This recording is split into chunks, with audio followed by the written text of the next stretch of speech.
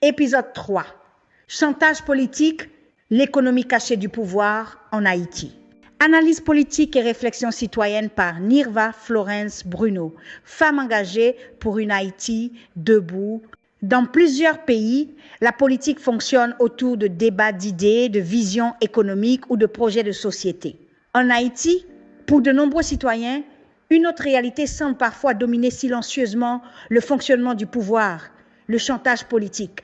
Ce phénomène ne se limite pas à de simples désaccords entre acteurs politiques. Il devient progressivement un système parallèle de négociation où chaque levier institutionnel peut être transformé en outil de pression. Un vote peut devenir une monnaie d'échange.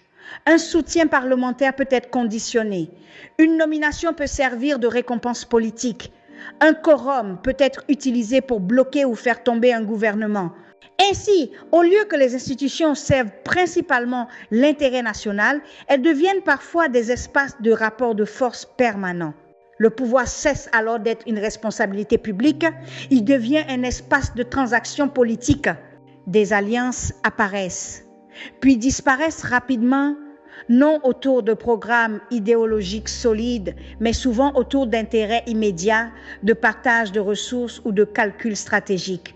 Cette culture politique produit des conséquences extrêmement lourdes pour le pays. Les gouvernements deviennent fragiles, les décisions importantes sont retardées, les institutions perdent leur stabilité, la continuité administrative disparaît et la population assiste à des crises répétitives sans véritable amélioration de ses conditions de vie. Pendant ce temps, les grands problèmes nationaux continuent de s'aggraver. L'insécurité, la pauvreté, la paralysie économique, la fuite des cerveaux et l'effondrement progressif de la confiance publique. Le danger du chantage politique est qu'il transforme lentement l'État en terrain de négociation permanente plutôt qu'en instrument de gouvernance nationale.